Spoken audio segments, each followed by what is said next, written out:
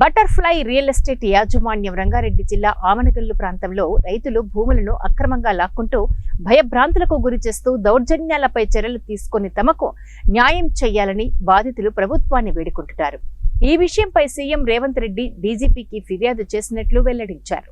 మలక్పేట్లో high court న్యాయవాది రాపోలు భాస్కర్ నివాసంలో బాధితులు మల్కేడి వెంకట కిషన్ జీ, మంచుకొండ, హైమావతి, నేనవత్ చంద్రునాయక్, జటవత్ రాములు సమావేశం నిర్వహించారు. పోలీసులు, రెవెన్యూ శాఖలోని కొందరు అధికారులు బటర్ఫ్లై రియల్ ఎస్టేట్ నిర్వాహకులు అంటకాగడంతో బినామీ పత్రాలతో భూములను కొల్లగొడుతున్నారని ఆగ్రహం వ్యక్తం చేశారు.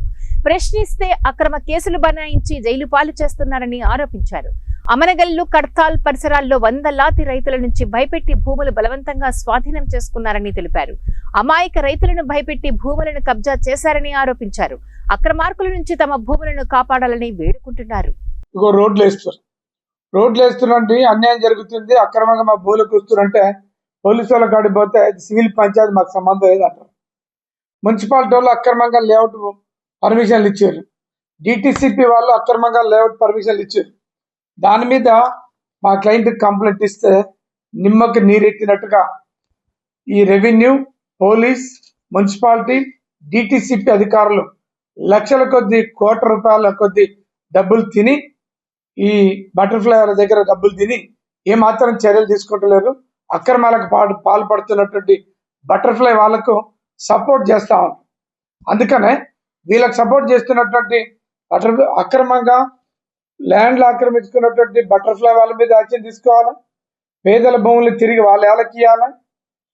వాళ్ళకి సపోర్ట్ చేస్తున్నటువంటి పోలీస్, రెవెన్యూ, మున్సిపాలిటీ, డిటిసిపి అధికారుల మీద కూడా యాక్షన్ తీసుకోవాలని చెప్పేసి మేము కోరుతా ఉన్నాం. మా క్లయింట్ హైమావతికి సంబంధించినటువంటి భూమి క్లియర్గా పాస్ పుస్తకాలు ఉన్నాయి, ధరణిలో వాళ్ళ భూములు ఉన్నాయి, క్లియర్గా కనపడుతుంది. అంత దారుణమైనటువంటి కార్యక్రమాలకు పాల్పడుతున్నటువంటి పరిస్థితి. ఒక మల్కేటి వెంకట కిషన్కి సంబంధించినటువంటి భూమి, ఆయన భూమిలో బటర్ఫ్లై వాళ్ళు భూమి అమ్మమంటే అమ్మలేదు, అక్రమాలకు పాల్పడుతున్నారు. ఈ భూముల దొంగ రోడ్లు, ప్లాట్లు కన్వర్ట్ చేస్తాం. దాని మీద మేము హైకోర్టు పోయినాం, హైకోర్టు ఆర్డర్ తీసుకున్నాం, కింది కోర్టు పోయినాం. వాళ్ళ మీద పోలీసుల కంప్లైంట్ ఇచ్చినాం.